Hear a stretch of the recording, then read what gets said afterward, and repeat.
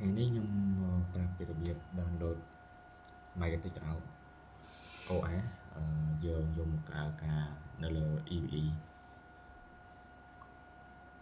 អញ្ចឹងដំបូងគឺយើងនេះទេយើងរៀន manager យើង search ពី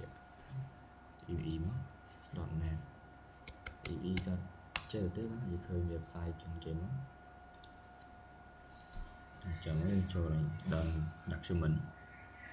យើងរកនេះ how to create image យើងចង់ដាក់ image device ផ្សេងៗដាក់ចូលក្នុង EVE ហើយដូចជាខ្ញុំនេះខ្ញុំចង់បាន router មួយ router Magnetic អញ្ចឹងបន្ទាប់ពីយើងចុចចូលនេះមកចូល router Magnetic router នេះចុចនោះចេញទៅអញ្ចឹងពីប្រាប់ការយើងហើយពីរបៀប download ដាក់ចូលបានហើយវាប្រាប់ត្រឹម version 6.40 វា support ឥឡូវយើងវាប្រាប់របៀបទី1នេះចូលយក Magnetic នេះអាយ៉ាថតតិច Magnetic ចូល website official Magnetic នេះយក CHR នេះហើយតើតើនឹង version គឺយើងយកត្រឹម6ដូចមុនហ្នឹងវា support ត្រឹមបាន 6.40 តែយើងយកក្បាល6ដូចគ្នាវា support ហើយតើមើលយក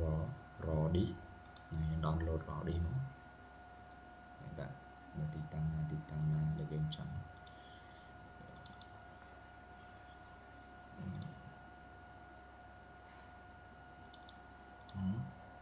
ទុកហ្នឹង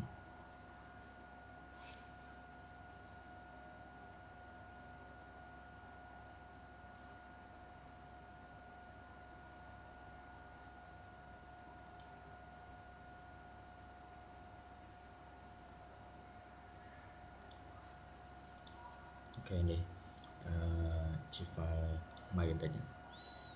ជំរឿវីដេអូក្រោយខ្ញុំប្រាប់ពីរបៀប add Magnetic នឹងចូលក្នុង EVE អរគុណ